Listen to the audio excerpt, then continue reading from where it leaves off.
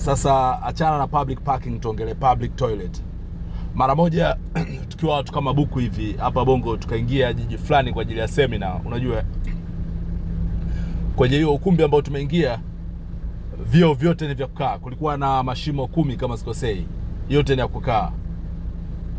Nikajiuliza, kwa katika sisi watu buku, kwa ile wiki nzima ambao tuko pale, wote tutakuwa tunaweka makalio yetu, ngozi yetu, matakataka yetu yote tutakuwa tunaweka sehemu moja, tunakalia hapo na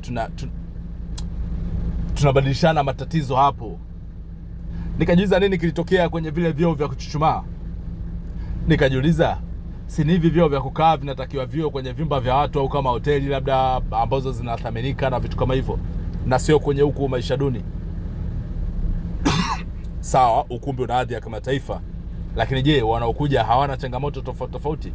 Ikiwa kipindi cha corona tulikuwa tutakiwa kushikana, vipi kuhusu magonjwa mengine ambayo sio tishio? Nikagundua kwamba huo ni mpango wa kuenforce magonjwa kutoka kwa mtu mwingine kwenda kwa mtu mwingine ili wao waendelee kuuza dawa. Nikagundua kwamba ni kama vile serikali haijaangalia vizuri. Siipigi kelele, lakini naishauri ni kama vile waangalie tena hilo swala. Yani sehemu yenye mkusanyiko wa watu wengi hapatakiwi kuwa na vyoo vya kukaa, panatakiwa kuwe na vyoo vya kuchuchumaa. Hivyo ndivyo ambavyo tunaweza kuwa bora kila siku, vinginevyo tutakufa sana.